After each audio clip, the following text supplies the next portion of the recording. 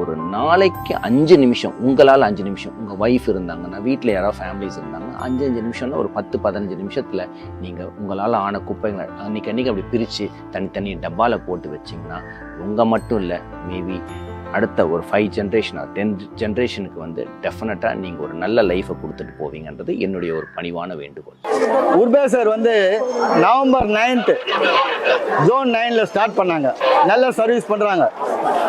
அதாவது ஒரு எம்என்சி கம்பெனின்னா அந்த டூல்ஸு, எக்யூப்மெண்ட்ஸு, வெஹிக்கிள்ஸு எல்லாம் சூப்பர். இந்த உர்பேசர் அவங்க கன்சர்வன்சி ஆப்ரேஷன்ஸுக்கு முழுமையாக பொறுப்பெடுத்தின அப்புறம் நிறைய வசதிகள் அண்ட் அதான இதுக்கு ஆளம்பெல்லாம் அதுக்கு தேவையான உபகரணங்கள், அதுக்கு தேவையான எல்லா வசதிகளும் இருக்கிறதுனால அது இன்னும் கொஞ்சம் தீவிரமாக நம்ம செயல்படுத்துறதுக்கு உண்டான வாய்ப்புகளும் முயற்சிகளும் இருக்குங்கிறத நாங்கள் உணர்ந்துட்டு அதுக்கு உண்டான நிறைய முன்னெடுத்து பண்ணிகிட்டு இருந்தோம்.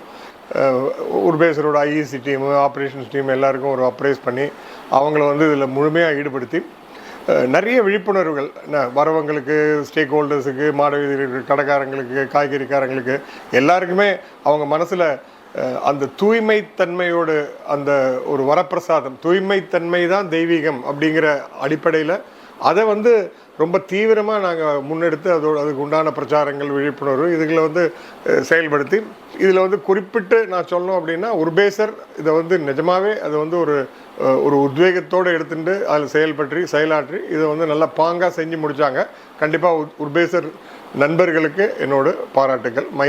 மயிலாப்பூர் மக்கள் நலச்சங்கம் சார்பில் என்னோட பாராட்டுகள்.